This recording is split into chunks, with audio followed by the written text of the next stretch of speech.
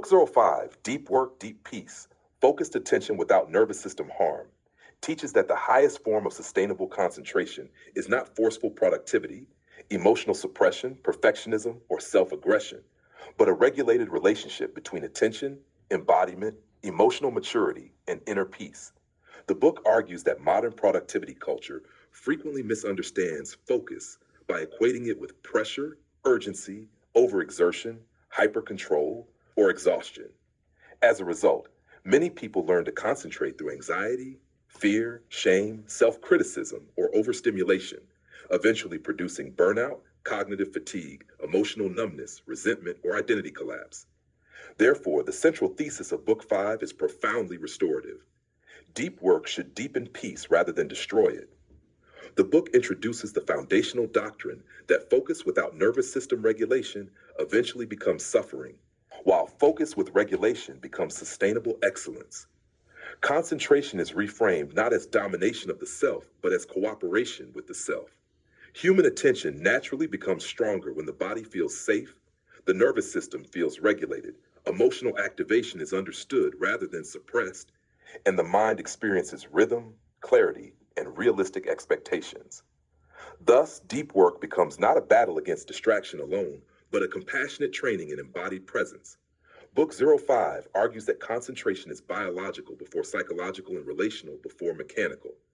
Sustainable focus emerges from sleep quality, emotional regulation, hydration, nutrition, breathing, posture, movement, physical comfort, emotional honesty, environmental calmness, and nervous system safety.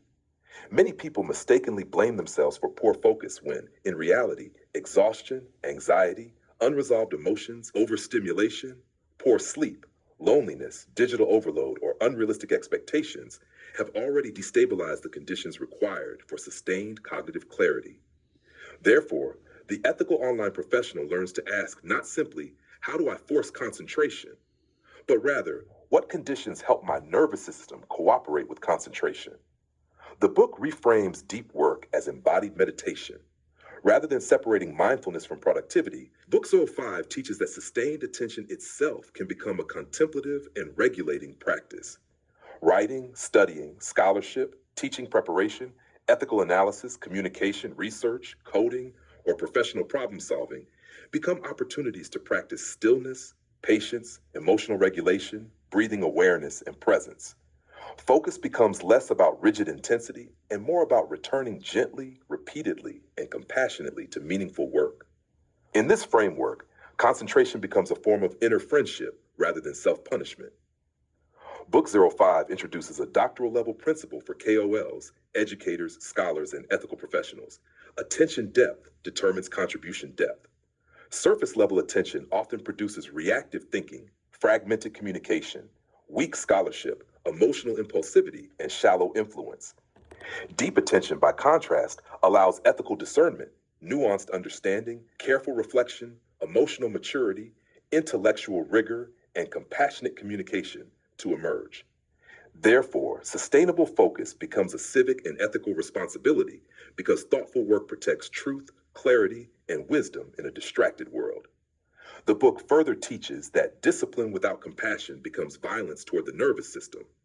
Traditional models of discipline sometimes celebrate overworking, emotional suppression, sleep deprivation, perfectionism, endless self-optimization, or guilt-driven productivity.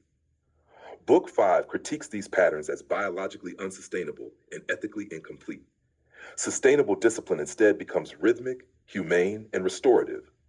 The calm online or virtual employee learns to alternate deep work with pauses, recovery, movement, hydration, silence, reflection, and nervous system resetting. Rest is reframed not as laziness, but as part of cognitive integrity. Book 05 also explores the psychology of distraction through compassionate honesty. Distraction is often revealed to function as emotional escape, avoiding uncertainty, loneliness, discomfort, fear of failure, self-doubt, grief, boredom, or vulnerability. Thus, ethical focus includes emotional literacy. Rather than condemning distraction, the mature professional learns to notice emotional activation, pause, breathe, regulate gently, and return to meaningful work with greater self-understanding. Productivity becomes emotionally intelligent rather than emotionally disconnected. For KOL's Book 05 teaches an important leadership insight. Depth inspires trust. Audiences increasingly live within overstimulation, fragmented attention, emotional exhaustion, and informational chaos. A regulated educator, scholar, writer, adjunct instructor, or ethical leader who models thoughtful pacing, calm concentration, depth of reflection, and meaningful pauses naturally becomes psychologically stabilizing for others. In this sense, deep work becomes public service because sustained thought protects wisdom from impulsivity and clarity from noise. The book further reframes success through a peace and harmony lens.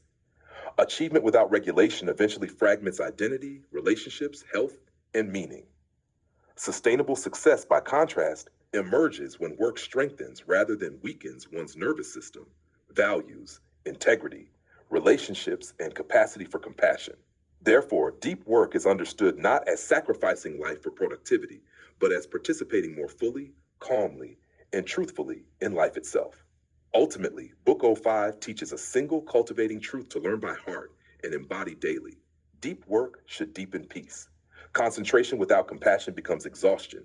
Concentration with regulation becomes wisdom. Sustainable focus is not forcing the mind to obey. It is helping the nervous system feel safe enough to remain present. When peace protects attention, attention becomes contribution, and contribution becomes a meaningful expression of being fully alive.